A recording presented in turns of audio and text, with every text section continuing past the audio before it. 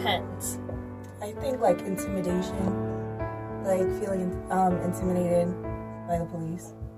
I feel like my mind wants to say, like, a very respectful, very, direct, like, responsible person, but in the times that we are right now, what's going on with the police officers, my mind just doesn't go to it. If this was 5 years ago, I would have said yes, of course, because I was more naive, and it wasn't as bad 5 years ago, but the way that things are right now, my mind just goes, intimidation. Like, you want to think safety, but you kind of think intimidation. Yeah. Okay.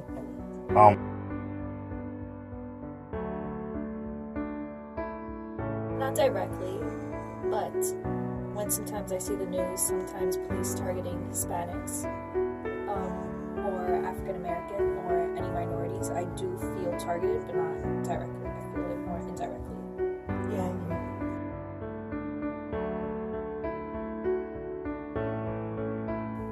I think it's not so much that Hispanics have to avoid being targeted. I think police just have to avoid being Racist. Yeah, racist. Okay.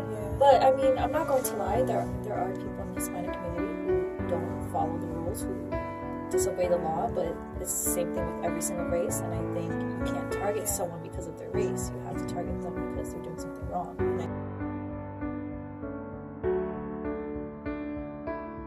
I think now they're being targeted because of their race. Okay.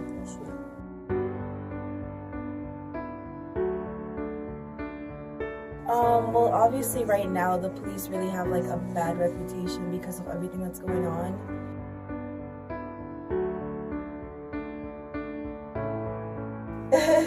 That if they have a bad rep, it's really hard to say because I do know some policemen who are very responsible, who are very safe. Yeah, like who do what they're supposed to do. Yes, but I also know of police officers who actually don't do that. Mm-hmm. So I don't know, it's like a 50-50 for me.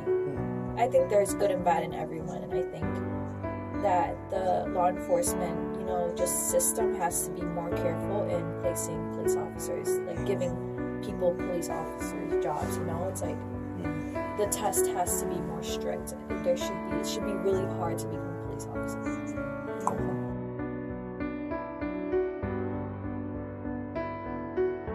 100%. Yeah, I think no question about it.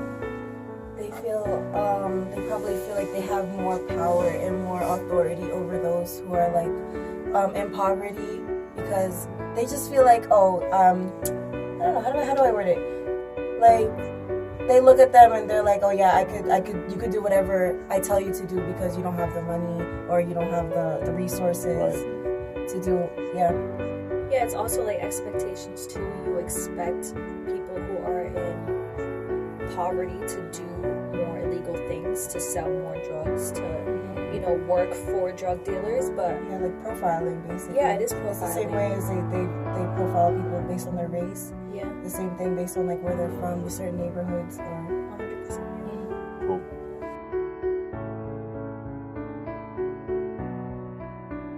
It's just more understanding. I mean, yeah, it's going to take a really long time because racism isn't done, and there's always going to be someone that's racist, no matter what. I mean, for the next at least like 30 years, there's going to be racism in this country. Honestly, I hope not forever, but for the next few decades, absolutely. So, I have no idea. I mean, it really is just like understanding and love.